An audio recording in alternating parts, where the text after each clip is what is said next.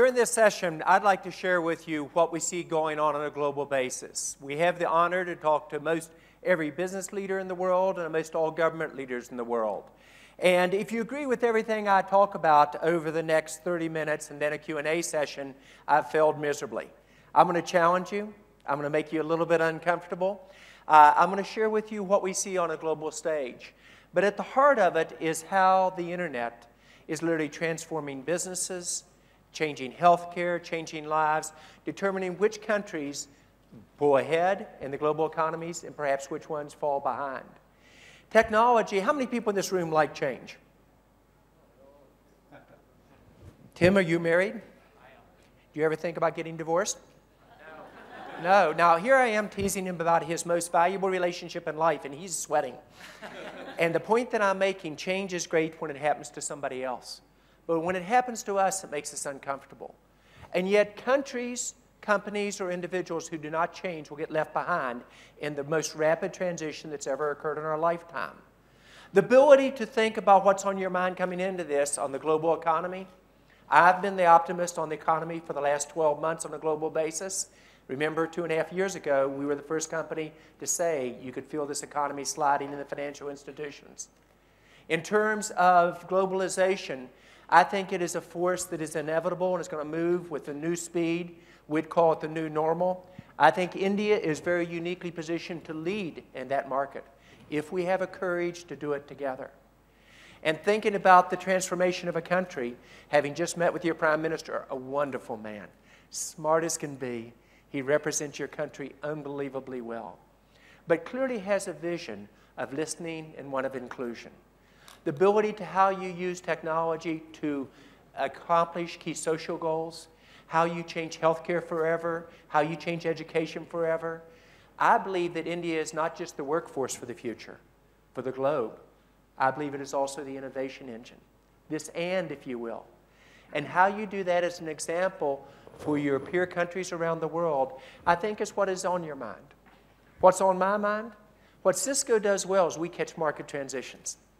We stay very close to our own employees. We're in the top 10 places to work in every country in the world. Last survey I saw, I think we're #1 here in India, if I remember right when. We also catch transitions, and when we do, almost always become the #1 product area. So it is about listening to your partners and your customers that separates us. Everything we do is about speed, then scale, flexibility, and then replicate it like a cookie cutter. We're a company that's moving from command and control, and make no mistake about it, I love command and control. Turn right, 67,000 people turn right, just like a well-deserving army does. That is powerful, but that's not the future in any organization. The future is all about what our kids understand on social networking, collaboration and teamwork. How you use video and the power of the internet, wired and wireless, to change everything from productivity to healthcare to education. It's about these new business models that at first I would have said aren't going to happen, and now absolutely will. It's the ability, instead of doing 1 or 2 things well a year as a company, this next year we'll do 30. And at the present time, we're overachieving our goals in almost every category. That could not be done by command and control, no matter how comfortable we were in it. It's a new decade with great expectations, but I think those expectations actually may be too conservative. Because if you set expectations based on incremental improvements, small steps at a time, you never lead as a country or as a company or an individual. It's having the ability to encourage, to catch market transitions, understand how these new technologies will forever transform education to the average citizen in India at perhaps not a cost of $20 or $30 a month, but perhaps $1 a month. Or the capability to capture this and bring a doctor visit with mass capabilities to perhaps $1 per visit. The ability to do that virtually as though you're in the same room where you could be in any location throughout the country.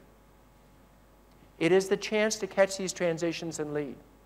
We are deeply committed to India. You're the largest democracy in the world, but you also understand how to partner. I have my #2 located here. We build our eastern headquarters out of India. Not because of the market or not because of a labor arbitrage. We really see the partnerships here as the vehicle to go global together. So that's what's on my mind. It is about catching these transitions. They only stay open for a short period of time. But while we have lots of weaknesses, as my wife reminds me daily, we don't miss market transitions. And when we move, we almost always become the #1 player.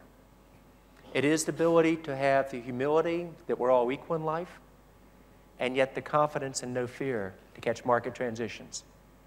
But nothing teaches you like market transitions like working for IBM 35 years ago. A great company, but a company that missed an opportunity. It took them almost 2 decades to recover, and Sam Palmisano's brought them back. Or Wang Laboratories, smartest man I've ever met in my life. 30 years of tremendous execution, missed one transition from mini computers to PCs, and 37,000 people lost their jobs. So it isn't a question about how do you deal with change. Change is going to happen to us all. The individuals, the companies, the countries who have the courage to embrace it, even though it makes us uncomfortable, Mr. Ambassador, at times, even teasing about it. But it is the ability to do that that makes us great. When you think about the future of any country, it doesn't matter, and in the last 10 weeks, I've probably been throughout Dubai and Abu Dhabi and Bahrain and Saudi Arabia, through Europe into Barcelona, down with the President of Mexico, White House multiple times, into consumer electronics shows. But wherever you see it, the ingredients that determine the success of countries are the same. All of them that have a great future have a great education system that is inclusive. Otherwise, you don't have political stability. But secondly, they're able to build the infrastructure for the future, not for the past. Roads and highways, water, electricity is important. But as you know, in this country, perhaps more than other countries, many times it's the technology that allows people to participate in an active way. The future of this country, I would argue, is about how effective is your broadband infrastructure. Do you build out the best highways in the world for the future for all your citizens? And do you capture this transition around video? How many of you blog in this room? If my team would have told me I'd be blogging 3 years ago, I would have said, bet the ranch on it. I can talk 200 words a minute. Why do I want to keyboard in 15 with poor grammatical mistakes? I video blog 2 to 3 times a day. Take the capability of a video and be able to capture it, to look at what's going on in terms of a summary, whether it's a summary with the Prime Minister, or when I walk out of this meeting today, I'll give a summary to my entire team here in India on the commitments I made, be able to play it back in high definition response time, plug it into the network, send it by email anywhere in the world, transmit that to any screen anywhere. Think about what I just said. That is how businesses will be run. It's how we're going to communicate with our families and directions. It's how you're going to push the common issues in terms of communities of interest to the groups that are needed. It is about innovation. But innovation, unless you catch market transitions, it doesn't matter if you're in defense, it doesn't matter if you're in manufacturing, it doesn't matter in technology. It's how do you apply innovation to catching these market of transitions. If you're trying to do what others have done 10 years before you with the same game plan, you're never going to win. It's the ability to catch these transitions and to have a supportive government who listens, who argues back and forth, but moves. And you do have that in this country. But the challenge is how do you get all these groups to work together in a collaborative group at a much faster pace? It's the nice thing about the largest democracy in the world. But once you decide to move as a country, and I believe in this country perhaps more than many people in this room do in terms of your future, I think you're destined to lead. Because once you get moving, your speed can be amazing. But the ability to think about this in terms of how do you change the world, not just India, but the world. First time 3 billion people around the world making less than $3 a day. It's something we all should say is unacceptable. How do we change that? And I would argue it's through these type of parameters that it can't be done. Common vocabulary I'm going to talk about, tipping points. I believe you move when there's a transition going on in the market. A transition can be as simple as an economic transition. When that occurs on a downturn, even though we'd like to avoid it, we do the opposite at Cisco. We have a playbook we follow through every downturn. Every single downturn that's occurred, 1993, 1997, 2001, 2003, again in 2009, we've not only come out of it as a stronger company, we gained market share in almost every product category. We gained market cap versus all of our peers. Same thing as you begin to transition. from not just the internet being about data, but voice over the internet, and a movement into being the #1 player within that. So how you capture these transitions as a company, as an individual, as a company, determines your future. The second part is the models will change. Almost everything you do should be, in my opinion, first, what do you want to look like 5 to 10 years out? Because if you haven't thought through your vision and what does that really mean in education, healthcare, manufacturing, high tech, you're already in trouble. And then what is your sustainable differentiation? And be realistic on what that is or is not. If you haven't got a sustainable differentiation, you enter a market, you're probably not going to be successful. And that should be 2 to 4 years. And then what is the execution? What is your priorities for the next 12 to 18 months? And so this is really the way that you begin, in my opinion, to use technology not to enable these processes, but to embed them so deeply in how you interface to healthcare or education or manufacturing or high tech. You can't tell what is technology and what's your delivery mechanism. I think all of us understand this chart, but the speed and the inevitability of it is there. And how literally the innovation, I not only see India as the workforce for much of the world, virtually and physically, I actually see India as an innovation engine. And many of our creative ideas are coming out of emerging markets and then straight into the developed world. The ability to think about what does this mean in terms of fundamental demographic shifts. Number of countries you look out 40 years from now are shrinking. Many more are aging. If you look where India is positioned, as many of the speakers have already alluded to, uniquely in terms of a young population, in my opinion, one of the most optimistic in the world. The key is, do we, working together as a society, take this optimism and play it up one level, or do we disappoint our young people? I think it is the ability to literally think about these trends that occur on a global basis in terms of aging populations. The developed world, if we do not drive productivity, our standard of living will drop. We have to look at these technologies I'm talking about, how you drive productivity, not at 1 or 2% a year, as economists would say is the maximum you can drive it, but much like occurred between 1997 and 2004 with the first phase of the internet, which went to 3 to 5%, exactly as we'd predicted, to Alan Greenspan and President Clinton's economic advisor, Laura Tyson. The ability for countries that have the youth coming in and to say, how do we not only recognize the economic power comes to us, but how do we leverage these market transitions even more effectively? And how do you take the strategy and economic policies, which now, in my opinion, will be the new normal, not the exception? The ability to think about how do you connect these communities, either the urbanization centers of the future, when 500 million people in the next 5 years relocate to cities. How do you basically also keep them in the large states in the country where you say, how do I take virtual cities in place? And not only create the education, the healthcare there, but how do I create the jobs that go with it? And a lot of it will be around mobile devices. The ability literally to do this first on physical capability and then a virtual capability. New business or organization structures. Don't model the education system after the past 40 years. Model for where it's going. You give a young person a flip. You don't have to tell them how to use it. You don't have to tell them how to communicate. You don't tell them how to submit this to their teacher or what collaboration's about. You have to create the highways for them to do that. And then say, how do we, in terms of government and business and education, work together toward a common goals to really take the raw power of this internet and bring it to life in a way that creates jobs? When you think about where this is going, I'm glad that didn't go out. You think about the first phase of the internet was done in business and then brought into the consumer, entering orders online, doing customer support online. The next phase was the consumer, our young people, social networking, bringing it straight into business. We now run our entire company off of social networking groups with a very disciplined approach to process. And instead of doing 1 or 2 priorities a year, we do 30. Instead of productivity growing at 2 or 3% like my peers are growing, our productivity the last 2 quarters is growing 17%. That's an annualized rate of 34%. We can compete with anyone in the world with those type of numbers, regardless of cost of labor. Why am I in India? Not a labor arbitrage. It's the talent. It's the talent. It's the ability to take these and combine a new form of business models and education and government around collaboration with the power of video.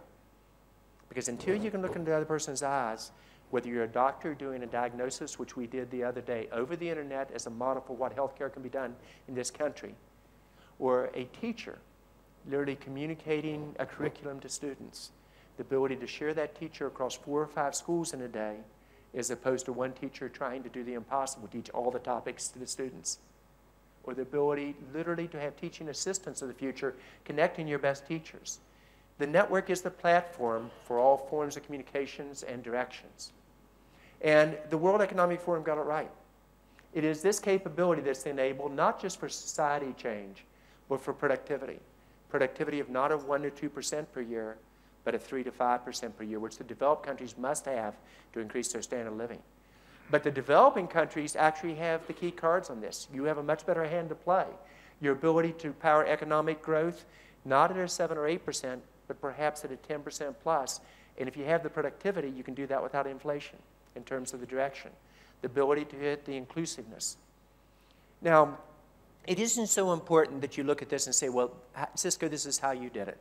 It's garrison the concept. We outlined 17 years ago, the internet would change the way the world works, lives, learns, and plays. We said it would be new business models created by it. We said that our differentiated strategy would be about how innovation isn't just about doing it yourself, but acquiring. We've acquired 137 companies, 5 last quarter alone. In an industry where 90% of acquisitions fail, 70% of ours exceeded what we told our board of directors would do. The ability to do internal startups, which most people thought was impossible, and to partner in a unique way with the companies such as a Tata, a Reliance, a Wipro, and an Emphasis. The ability to set unreasonable goals of being #1 in each product category you go after, minimum of 40% market share, enforce the vision and the differentiated strategy to go with it, and to achieve that in over 24 product areas.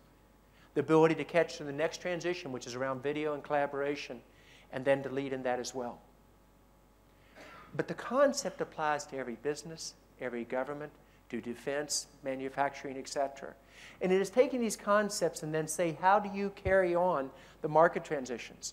It was realization that 3 years ago, any device to any content, not just data or voice, but video most important. The ability that collaboration would drive a new generation of productivity. That the emerging markets would not just be a great opportunity to sell to, but the majority of innovation would come out of emerging markets and your ability to scale that globally. That it will be a connected society in ways that probably only our children really grasp in terms of the capability, with the ability, instead of it being personalized, to be to communities of interest that you focus on. And the network would enable that. It is your infrastructure in terms of its capability. I spend no time focusing on competition. Purely a way of keeping score. We focus about catching market transitions. Innovation based upon doing it yourself, partnering, or acquiring. Catching the transitions that are in front of this country in terms of opportunities and challenges are huge. But it's the ability to say, how do you balance those that are the key? We bet our second headquarters here. I moved my #2, Wim Elfrink, here. We do every function in this country. We will grow the headcount in India at a faster pace than almost anywhere else in the world. But it is the ability to catch these transitions, not betting on a country, but betting on a people and a democracy and the ability to transform. Now, let me walk through how we handle an economic downturn with these type of principles. We saw, unfortunately, it starting 2.5 years ago. It occurred first in order rates in the financial institutions, then in the large enterprise, then service providers, then basically medium-sized companies, and then the consumer. It's recovering in exactly the same way. But during this time, our playbook is always the same. Be realistic on what caused the downturn, how much was self-inflicted, anticipate how long you think it's going to last, how deep it's going to be, it will always last longer and be deeper, and immediately get ready for the upturn and use this as a chance to get closer to your customers and your partners. We've gained market share in almost every product category in the last 2 quarters. Simple game plan. Took $1.5 billion of expenses out, almost very little headcount, realigned our priorities. We realigned another $1 billion of resources into new market adjacencies, which have 0 economic impact in the short run. We positioned ourselves to lead in each of these categories, and we turned our carrier right into the wind, and we launched across the board. Might we be wrong? Of course. Perhaps. Maybe. I don't think so. But if we are, we will adjust. It is that approach to being realistic with a healthy paranoia, what can go wrong, but having no fear in terms of what's possible in front of us. The only fear I have is missing market transitions, getting too far away from our customers and partners or our own people. The ability to make these changes, I would argue, on a much larger scale is in front of the country. But it will be zeroed around many of these new technologies. As you do this, at the heart will be video. Our travel budget used to be $730, $750 billion a year. It's $230 billion today, million. It will never come back. I do 8,000 meetings a week by really in-life video conferencing. Our use of those small YouTube-type videos, which we used to do externally, we now do internally. Good growth is 100% growth year over year. In 2 years, it's up 8,100%. Faster pace than the first phase of the internet. And the ability for groups to collaborate together regardless of time frames, what we call WebEx implementation, up 8,100% in 2 years. When you see this type of takeoff, you suddenly realize that what our children got was right. Proof points, market share, huge productivity gains, leadership in almost every product category. This was what was uncomfortable for me. Command and control, I loved it. It's easy to do. We're very effective at it. And we move as one company with one vision. But in 2001, we tripped hard.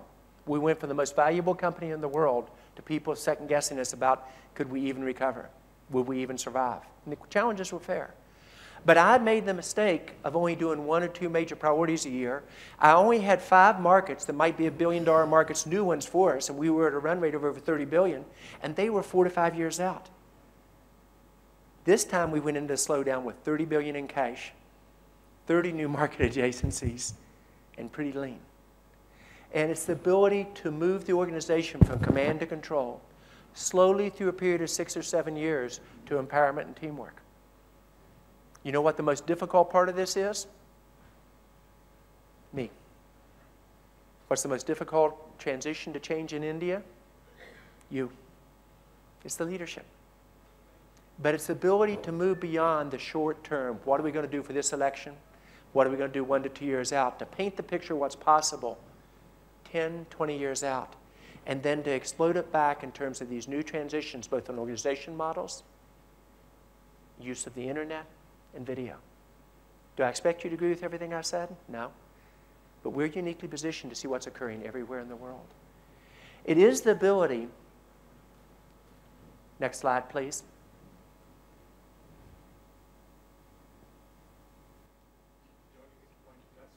Need to point at this side. Or this side. You know, the first presentation I gave here 5 years ago, we have it backed up completely. The electricity went down, my PCs dropped, I had my backup PCs. The second group of PCs went down, I had an overhead projector. I put the slides up on the overhead projector, it went down, I finished my presentation underneath an emergency light in the middle. No one ever remembered what I said other than I didn't get disrupted throughout. What you just saw is a technique called distracting away while somebody go fix it, and then we come through. But when you talk about our commitment to India, we have every function here, 6,000 people on our way to being 10,000. I believe we have our best partnering alliances here with the companies I mentioned earlier and others to go on a global scale. So while the internal market's important to us, we're really after how we partner to go globally on it. The ability to get social sustainability, economic, and environmentally friendly approach, I think we can do together. And create markets not just for this country, but globally. We're far from perfect, but we give back in a very large way. And when we do it operationally extremely well. Whether it basically was the issues with Katrina in the US, where over a period of 7 years we trained 70,000 students in a new program, spent $90 million, conflict in Lebanon, the earthquake in China, the flooding that occurred in your country. Our network academies, we have over 900,000 students in them in 165 countries around the world, where the average student who graduates gets 50% more, training them for where the jobs are of the future. In India today, we have over 160 of the academies. We have 17,000 students in the programs. It's training our young people for where the jobs are. But it's using this to say, how do you perhaps go the next step? How do you take what Kamal not earlier talked about, the ability within his state to create young people and empower them? And when you empower them, it's amazing with the creativity and ideas they come up with. How you take the terrible flooding challenges that occurred, and all of a sudden in areas like Rajchur, the ability not only to build out 3,580 new homes and to do 2 new schools and a new hospital, but how do you do that for the future using these technologies we've talked about? And watch the progress and develop it all through video. It's the ability to suddenly think about how you respond so well during a disaster to say, how do we plan to prevent them in the future? How do we basically take the power that we just talked about and look about a community with the most motivated young people in the world and say, how do we not only meet those expectations, but how do we exceed them? How do we take this community capability and think what most people would say would be impossible?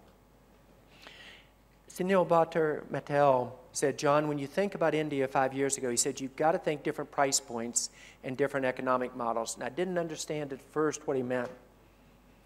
Dr. Kalam, who's one of the nicest, smartest men I've ever met in my life, he said, John, when you think about India, you're thinking thousands. You need to think millions. If you think about that scale, I think with the power of the internet, it is within our grasp to do what everyone would say would be almost impossible. For $1 per month for students, enable every student in India to have a competitive education. Not by doing it like developed countries have done. Skip a generation, deliver it virtually. Get people trained to manage the class with video there. You put video in a class, people behave, including the executives. That was a little bit of humor in case you missed it.